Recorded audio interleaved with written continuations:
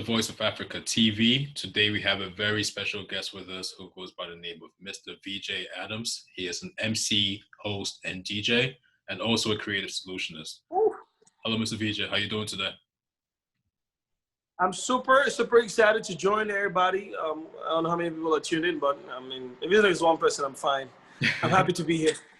No, for sure. I appreciate it. Thank you for coming on our platform. Can you please tell us a little bit about your childhood growing up? Childhood growing up, I'm the last of 5 kids.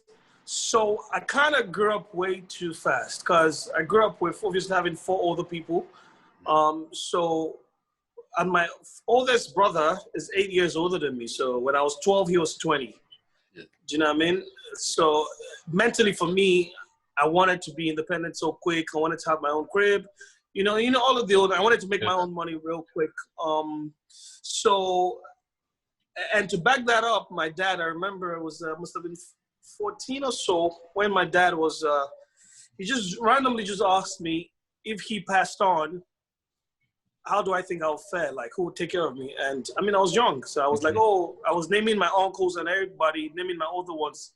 And he laughed at me and he said, for the most part, everybody's got some that is bothering them that they have to sort out. Right. You need to have your own and be able to sort yourself out. And it gave me a week to come up with something I could do to make money, and he would help me out with funding. I was 14. And at the time, I came back and I told him I wanted to run a game center. Okay. You know, so he gave me money to start up with a TV and a game console and a generator, because obviously, you know, we don't have lights in Nigeria. Whatever. I know in Ghana you would like to be arrogant about your lights. Whatever. But we're not as bad. We're not as bad. So I understand. That's fine. That's fine. We don't have lights. So I mean, and this must have been 2003 or so, 2003, 2004. So yeah, I started out the business, started running the game center. And he reminded me that he didn't give me the money, he loaned me the money, then I had to pay him back. So when I made the money back for the TV and the console to give him back, and then he was surprised because he didn't really think it would kick off. He thought it was just one of those things just to support your kid to get started. And then it kicked off and he's like, oh, really? You made this amount of money back? Okay, then go back and buy another one. So then I had 2 consoles. And just like that, I increased it till I had about 6. But the business crashed. And again, I learned that lesson because it was built around me. Right. So the minute I wanted to pursue something different and I couldn't be there physically, the customers stopped coming, you know, and all of that stuff. Yeah. But what I've been able to do is that background of gaming has helped me build the biggest gaming franchise in Nigeria, which is about 4,000 people capacity type of venue. Wow. Which I do. So yeah, growing up was it was just me trying to grow up real quick. I wanted everything an adult had. You know, pretty much that was what growing up for me was. No, that's very interesting. I mean, wow, Chale, you really do everything. MCDJ, you have your own gaming facility, and it's kind of interesting too. I just got into the whole esports, you know, market and all that. So I started my own. Really? Esports company. And how big is the esports community in Ghana? In Ghana, well, I'm in the US right now, but in Ghana, it's starting off too. Yeah, starting off. I know there's a couple of companies over there that's starting off. Okay. I know, sounds good. You know, Audi McCory is starting off in Ghana as well, I've heard. But yeah, it's pretty. Nice. Yeah, that's very interesting that you just touched on that, because I feel like in the next 10, 15 years, Chale, like esports is going to be ESPN everywhere. Like, it's going to take over. It's very interesting that you're starting off right now. So yeah, you touched on, you know, your dad. Were there any role models or mentors that you had, you know, growing up that you can confide in his or her process? In terms of growing up and role models, when I was on the brink of pursuing entertainment, I had Jamie Foxx, Will Smith, PDD, Kanye West, and The Bunch as my role models. Right. And Ryan Seacrest. And I had all these role models for different reasons. So I liked the idea of Will Smith and Jamie Foxx being multi-talented and pursuing all of these talents they had, regardless of whatever anyone thought. You know, I love that. And that's why I do what I do TV, do radio, make music, merchandise, fashion. You know, they inspired me. PDD inspired me from a business angle, being able to consolidate all of these things and buy yourself longevity, being able to evolve over time. You know, because in 1998, when he sang More Money, More Problems with the late Notorious B.I.G., he said, 10 years from now, we'll still be on top. I found that quite cocky, but I liked it as well, because 10 years from then, he was still on top. And 20 years from then, he was still on top of this game. And that, for me, is motivation and what inspires me. Ryan Seacrest, obviously, in terms of television, being a TV host, live from the red carpet and all that stuff, he's like the epitome of what it is to do that. So that inspired me. The Banj, for obviously being an African success story, you know, because whatever worked in the economy and in the industry in America doesn't necessarily mean it works in Nigeria. Right. But seeing the Banj brand in terms of branding and image equity, because the Banj, I feel like right now it could be Wizkid, but the Banj is the epitome of what it means to have a strong brand. Because how do you explain not scoring a hit record in 5-6 years and you have the most endorsements? Yeah, that's crazy still. Yeah. It's your image equity, So, you know, that's why I like the Banj as one of my role models at the time when I was starting out in 2008. So I chose all of these guys for different reasons. And I think that's helped shape me, and it kept me in check. It helped me stay focused because, well, you know, so sometimes you're about to start something new and then people are trying to tell you, oh, no, just stick with whatever you're doing. Yeah. And I'm like, how can anyone who hasn't made success out of anything tell me what to do? It's big facts, exactly. You know what I'm saying? So I don't listen. So these are sort of like my role models, the people that shaped the decisions I made along the line in my career path. So, yeah, so you mentioned a lot of these, you know, characteristics that these people had. How important is it, you know, for you to keep your authenticity as an art or as a celebrity, you know, as a personality in the limelight? What do I do to keep my authenticity? Is that the question? Yeah, like how important is it for you? It's, I mean, listen, if you use all of the names I even mentioned, for example, you'd realize that everyone is unique. Right. You know, it's entertainment, but everyone is unique. Like, if I usually would tell people that there is space for a new guy. There's always space for a new guy in any industry at all. You just have to come unique, you know. For me, that's what it is. Like, keeping the most difficult part for any art form is finding your voice. Right. Like being able to stand for something, represent something. When people think of you, when they see you, they can align it with something, whether or not is your character, is your personality, your fashion, whatever it is. They should, you know, and that for me is the authenticity that will keep you. You know, so if 1,000 people flood the market doing the same thing, that will help you stand out from the crowd. No, this is very great. You know, I think you just touched on as well. So how much of your, you know, on-camera personality would you consider to true to who you are, you know, off camera? Because obviously right now I'm talking to you, you seem like a really chill guy, you know, off camera and on. Quite frankly, off camera, so I feel like a lot of people know me by virtue of work. I know a lot of people too, but I think the word might be I'm a popular loner. Oh, okay. You know, because I do a lot of creation, from creating music, creating TV content, creating radio content, creating advertorial campaigns, designing an entire channel for a bank. So I'm constantly in my zone, in my creative mode. So personally, I'm just a chill guy, to be honest. I just want to play FIFA, have good food, have lights. You know what I'm saying? DJ, this is my DJ console here. But you know, I'm just pretty chilled. I'm not necessarily a party guy, because for me, work takes me to the parties. And how do you get paid to show up when they see you every time?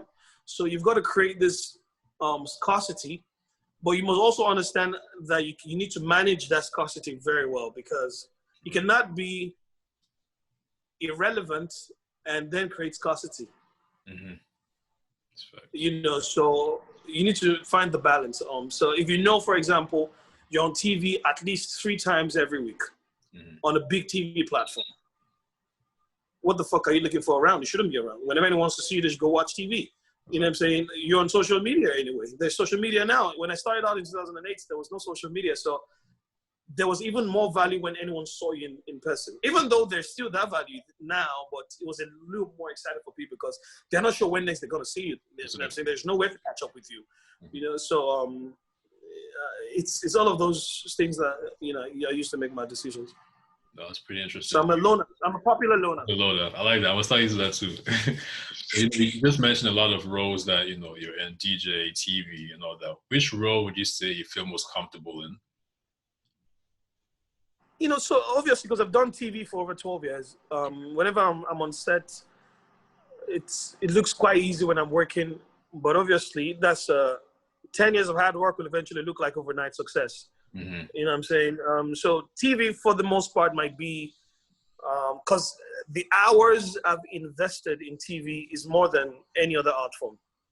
Right. You know, even though I try to balance it, like I put in the same energy into everything. Like I don't take anything for granted. I don't take the DJing for granted, nor the making the music for granted or anything. I put in enough energy and the commitment to it. But TV, because TV made me technically. So yeah, TV.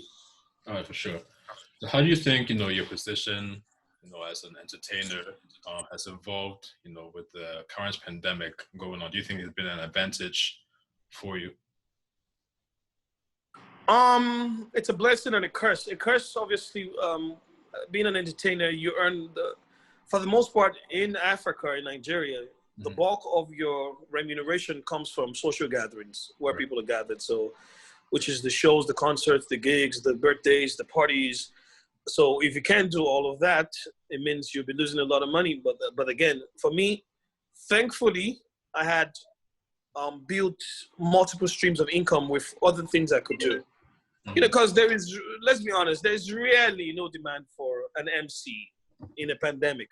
Right. Do you know what I mean? There's no demand for an MC in a pandemic. So for me, what has helped me is obviously being able to open multiple streams of income and leveraging on that to convert some of the things I didn't. So for the most part, I didn't convert my social media into a money-making venture. So I usually will only use it to promote the art and stuff like that. But during the pandemic, I started to take the bookings that I turned down earlier. Going back to post on Instagram and all that. So I just told my team, you know what, we're gonna start taking these bookings now. So I respect it. So how do you hope to see the future of Africa in the entertainment industry? Africa hasn't even scratched the surface of what it should be doing in terms of the entertainment. Like, let me put in perspective. How do you explain an African artist not being able to go on tour within his country? How do you explain Caspian West from South Africa, one of the biggest rappers on the continent? How do you explain Issa Korie not being able to properly put out an album and announce a tour across Africa immediately? How do you explain that? There's so much to be done. The structure, there's so much distribution. There's so much that isn't there. You know, in still many parts of Africa, internet is still a big problem. Even in Nigeria, internet is still a big problem. You know, if Nigeria is only Nigeria claims to have over 200 million people, right? And they say statistically, from the 200 million people, there are 100 million youths. Are you following me? Yeah. Right. So if you have 100 million youths in a country like Nigeria, how do you explain Wizkid not having at least 50 million followers? That's crazy. Yeah. Because they all fucking know him and they all listen to his music. So that's, again, in the internet. What's the accessibility of the internet for these 100 million people? So much numbers. There's no infrastructures to back it up. There is no social amenities to back it up. So it could obviously get better. I'm in my early 30s. So I'm hoping if I turn 50, we could have grown in leaps and bounds and on many levels, achieved certain milestones um, in Africa. So I'm just keeping fingers crossed, but also working towards all of these things. No, it's very interesting that you just touched on that. I never even thought of it from that, perspective. Because, for example, let's say if the video of Wizkid drops a song right now, with the amount of youth in Nigeria, those songs should be charted number one, number two on Billboard like instantly. If all those people are streaming, easy fucking peasy. Easy. You should not even think like easy peasy. It should just be a no-brainer. Yeah. You can't have all of that numbers, and so the bulk, 70% of the listeners on these digital music platforms for these superstars is from the artists, is from the people in diaspora. Right. Is the Ghanaians in Ghana and the Ghanaians in America, is the Nigerians in Nigeria and the Nigerians in UK and the Nigerians in Switzerland. So the Nigerians in Nigeria are not even the bulk of the consumers of the product. Yeah, that's crazy. Because they would look for the bootleg versions of it. So it's crazy. Yeah, that's mad. So has there been any projects that you've worked on that has, been, personally meaningful or impactful for you? Projects, oh man, I mean, any projects you find my name on the end credit, it's got to be meaningful to me. But overall, 2019 was because I couldn't do the gaming gig last year for obvious reasons, global pandemic. But in 2019, when I made the move to fill up a 4,000 capacity venue, it was more meaningful to me because there is no other video jerky on the continent that has filled up a capacity venue like that. It's not, it's not a TV presenter type thing. Even mentally for anyone, it's not what they expect. They expect artists to fill up venues and arenas and stuff like that. So making that big move, it was exciting for me, and being able to get the results, it was quite impactful. And that's how I was able to reestablish the gaming brand to be the biggest in the country and perhaps Africa, to be honest. For sure. So is there any piece of advice you would give to, a young VJ, starting up in the industry? Oh boy. For anyone who's young or starting out, I would say categorically, you have it way. I mean, I think everyone in other generations will always say the same thing. Like the people that came before me would tell me I had it easier. Mm-hmm. And if you think about it, it might be correct, because the things I have access to, they probably didn't have access to it when they were on the come up. You know what I'm saying? So people have built careers via social media in recent times, where you no longer, in 2008, if you were going to be anybody, you were going to be either on radio or on TV. There was no other way to be seen, no other way. Right. Multiple Nigerians have built careers via social media, just via Instagram, where they can feed their entire family. People are buying Range Rovers from just being a social media influencer. So I think you have everything you need right in front of you to succeed, but also do it for the right reasons. I usually tell anyone, do it for the right reasons. Trying to be famous cannot be the reason you're doing it, because if you are great at it, fame would come. Mm-hmm. It's just basic. It's basic knowledge. If you're great at it, fame would come. Do it for the right reasons. Always learn to evolve. Never downplay what you don't understand. You don't have to like the music. If the people like it, you fucking play. That's your job. And just respect people generally. Because overall, after all said and done, we're all going to pass on at some point. And when that happens, what do you want to be remembered for? You need to constantly ask yourself, what legacies are you building in terms of when people remember your name, what comes to mind? Are people gentle with your thoughts of you in their minds? Are they excited with the thought of you in their minds? Do they feel happy, genuinely happy? Do they feel excited? You know what I'm saying? Like, you never know what the art form can do to the next person. Like, I put out a record in 2016, it's titled Alafia, and I got a message from a kid who was 16 at the time, and he said because of that record was how his mom finally agreed to buy him a guitar. Wow. I might never meet the kid till I pass on, but if that little act, my music could influence him like that, and if he goes on to pursue music and become a big star, I've somehow impacted in his life, knowingly or unknowingly. So, impact is more important. You've got to ask yourself, value. What value are you bringing to the table? Because it's 2021. Think about it. Let's put this in perspective. It's 2021 in Africa. You have IK Osakidowa to contend with. You have Ebuka to contend with. You have VJ Adams to contend with. You have some of the very best people to contend with in becoming a video jockey or a TV presenter or whatnot. I'm not going to downplay my competence because you're on the come up. I don't give a fuck.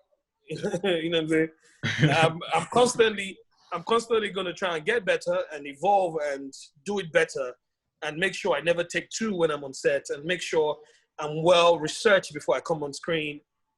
You better do the same. You know what I'm saying? You better do the same when you're stepping up, because this is literally the league of the hyenas. Because let's face it, there is no one in some board meeting saying, "Oh, who should we use for this new show? Should we use VJ Adams or Ebuka? Do you want your name to come up on that list as well?" You better come correct. Exactly. It's very interesting you touched on that as well, because I feel like in this day and age, especially a lot of kids in our generation, going off what you talked about, having a purpose and, doing it generally. Because some people will do it for fame, and the fame, you will get the fame, but after you make it, you will then realize that, Charlie, there's nothing, what next? There's no purpose, there's no reason for you doing that. And most times that's why people tend to fall off. So I definitely do agree with you on that aspect. And that's, I think, the most important thing at the end of the day, because when you die, what legacy you leaving behind? Yeah, so thank you very much for that, insight.